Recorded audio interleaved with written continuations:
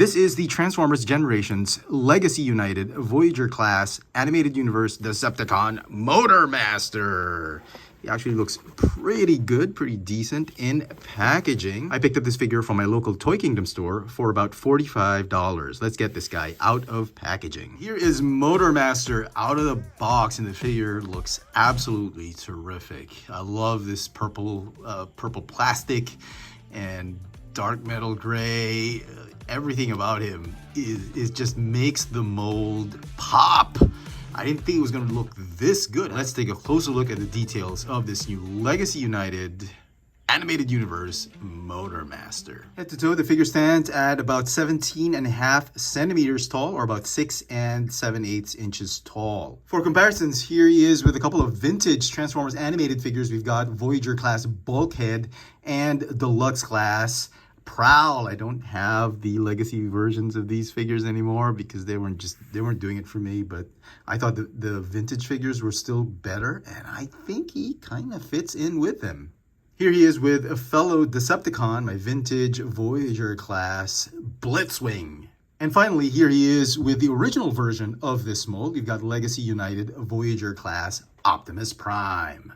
For those of you who are unfamiliar with this character or did watch the cartoon show of Transformers Animated, he didn't really appear on the show, I believe. Let me know in the comments if he did do a cameo, but he did appear in a comic book as part of a box set, an exclusive box set. In 2011, when BotCon was still a thing, Motormaster was part of a BotCon exclusive set. The figure was a redeco of the Voyager class Transformers Animated Optimus Prime, much like what they did with this version. They just changed the color, obviously, in the plastic, and they gave him a new head sculpt, exactly what they did with this legacy version. The figure came in a box set called the Stunticon job, together with 4 other figures that round up this Stunticon team. And if you had this set, oh my goodness, you are sitting on a gold mine, because this set is commanding ridiculous amounts of money online. You can see Motormaster in the middle, and the 4 other Stunticons are repaints and redecos of 4 other animated universe or Transformers animated deluxe class figures. We've got RC for Drag Strip.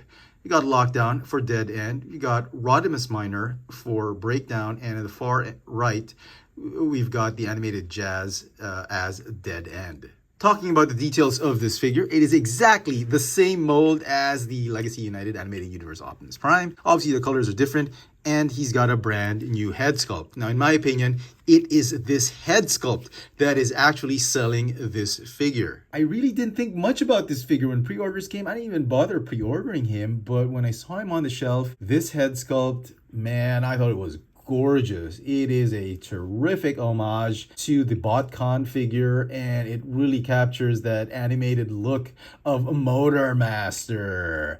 You can see the battle axe is made of this premium purple clear plastic, which is, I think, a lot better looking than the Optimus Prime version, but unfortunately they neglected to paint this part of the axe. I don't know why. It would have been nice if it were painted gunmetal gray, deep I don't know, black, like a high gloss black paint, much like what they did with this kind, the foot. Look at that, just amazing paint on that foot. I don't know why they couldn't have done that there, but I did mention in the review of this figure that this figure does have a little bit of a cheap feeling in some parts, and some plastic pieces like the bicep and some parts of the hips. It wasn't as apparent with that figure, but with this Motormaster figure, unfortunately, you get the cheapness feel of it. It's not super cheap, but when you look closely at the figure, you get to see like this hips, the pelvis piece, the hips,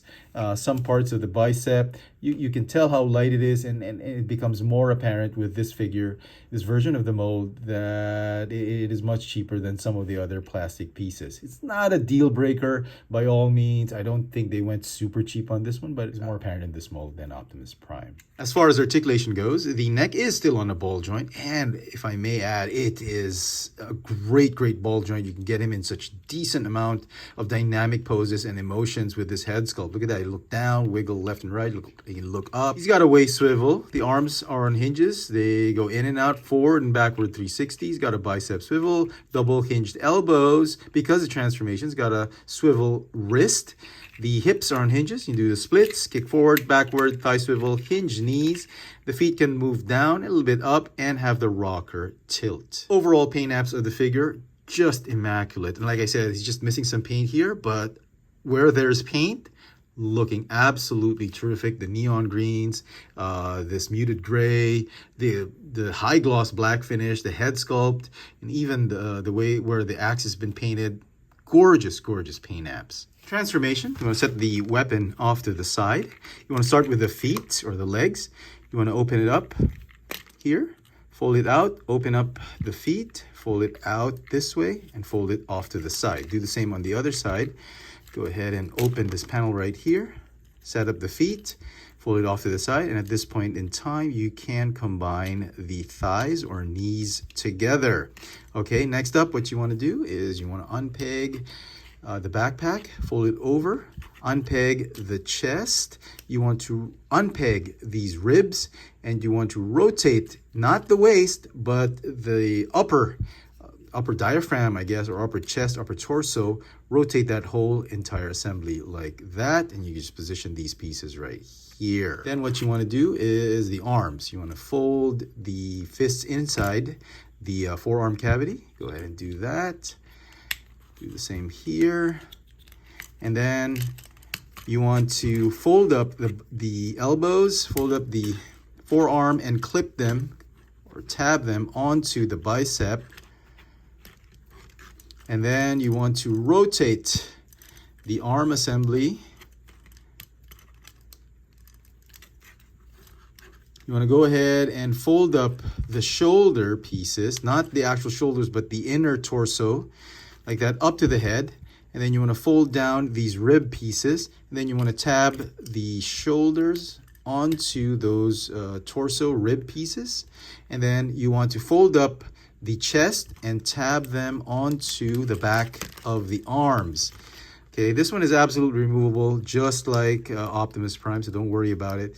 You want to fold this one over top of his head and just tab everything together like that. So that forms the front part of the truck. Now for the rear end of the truck, you want to fold these leg panels all the way up to the torso. Make sure you tab them all the way into the ribs or to the midsection of the torso. Same thing here.